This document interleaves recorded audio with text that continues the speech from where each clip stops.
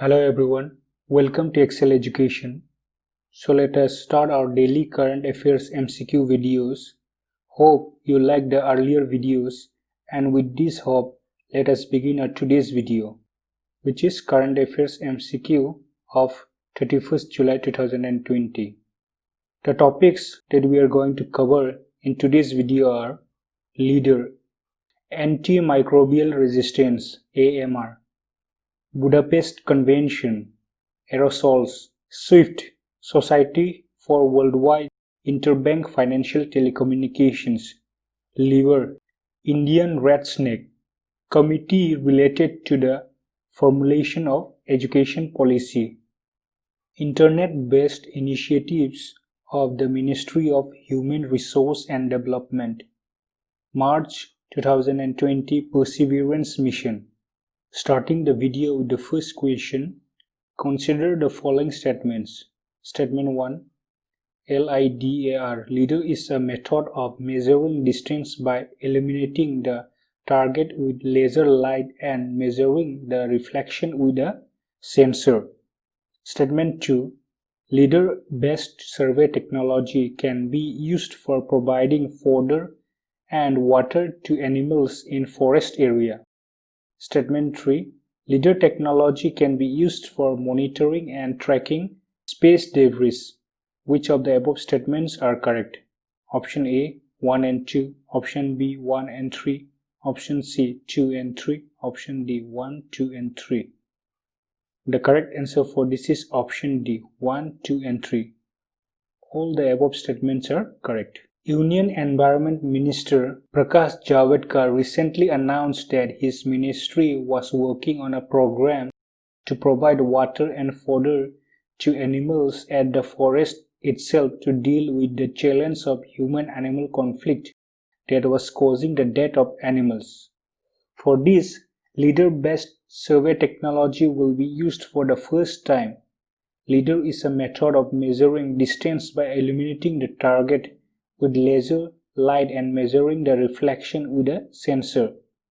Digiyantra Research and Technology DRT, a space tech startup in India's first air and space surveillance company, it has developed India's first in-orbit space debris monitoring and tracking system harnessing the technology behind LIDAR, light detection and ranging. Moving on to the next question. Anti-Microbial Resistance AMR is a global public health threat, and India has some of the highest antibiotic resistance rates. Which of the following are proven to affect AMR in India? Option 1. Mass bathing in Ganga. Option 2. Irrational use of antibiotics in livestock industries. Statement 3. Unchecked discharge of effluents by the pharmaceutical industry. Select the correct code. Option A, 1 and 2. Option B, 2 and 3. Option C, 3 only. Option D, 1, 2 and 3. The correct answer for this is option D, 1, 2 and 3. All of the above options are correct. Antimicrobial resistance has emerged as a global public health concern as antibiotics are becoming inefficient against a wide range of pathogenic bacteria.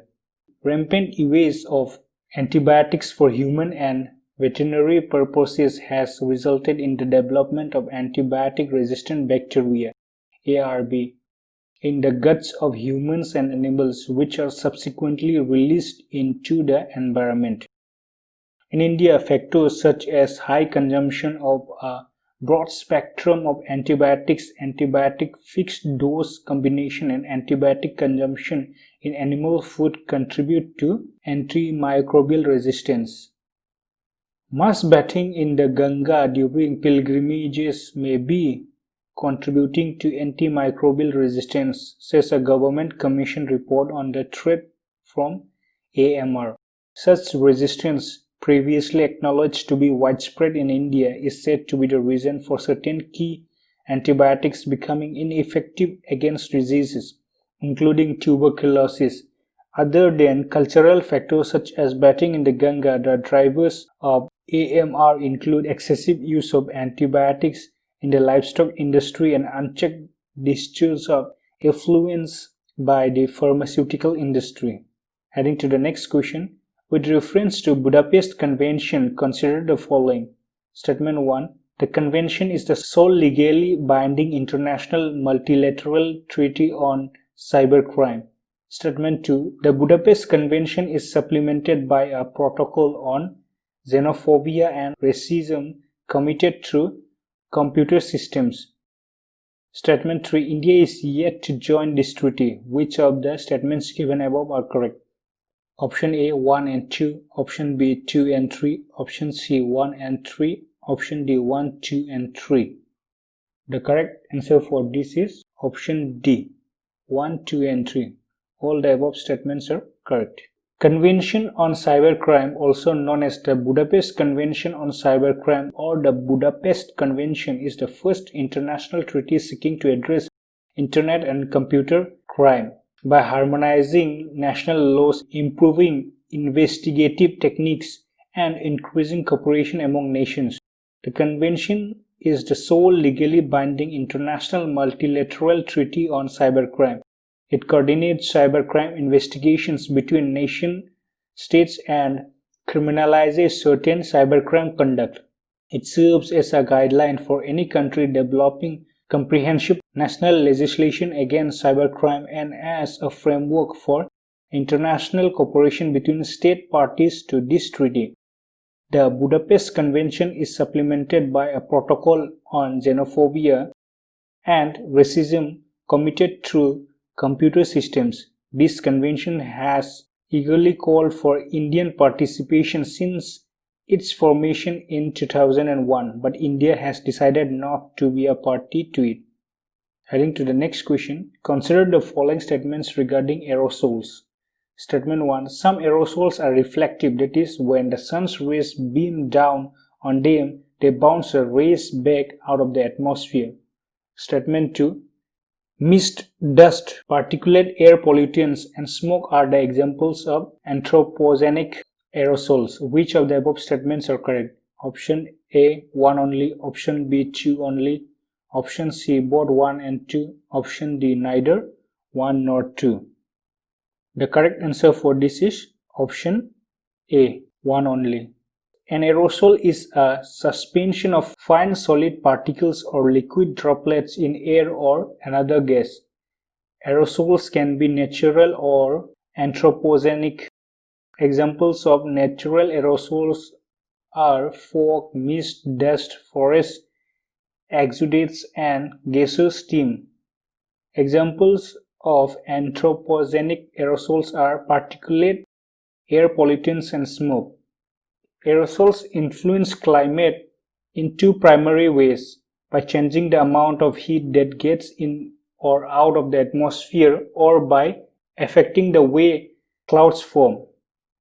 Some aerosols, like many kinds of dust from ground-up rocks, are light-colored and even a little bit reflective. When the sun's rays beam down on them, they bounce the rays back out of the atmosphere, preventing that heat from ever reaching Earth's surface. The effect can be dramatic.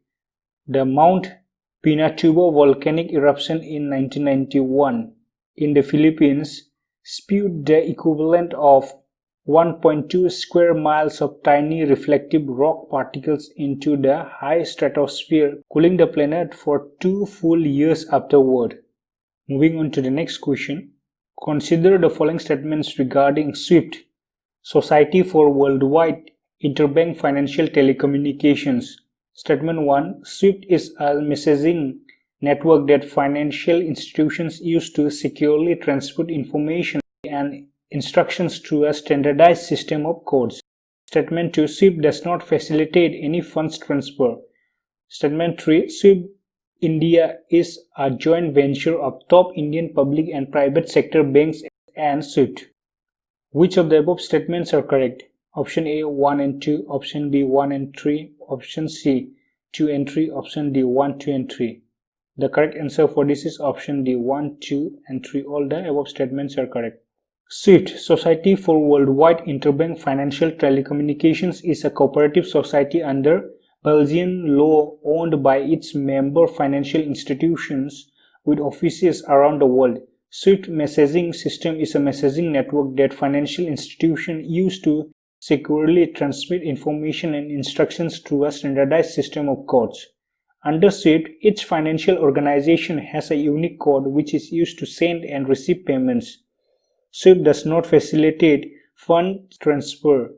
Rather, it sends payment orders which must be settled by correspondent accounts that the institutions have with each other. The SWIFT is a secure financial message carrier. In other words, it transports messages from one bank to its intended bank recipient. The SWIFT India is a joint venture of top Indian public and private sector banks and SWIFT. The SWIFT was created to deliver high-quality domestic financial messaging services to the Indian financial community.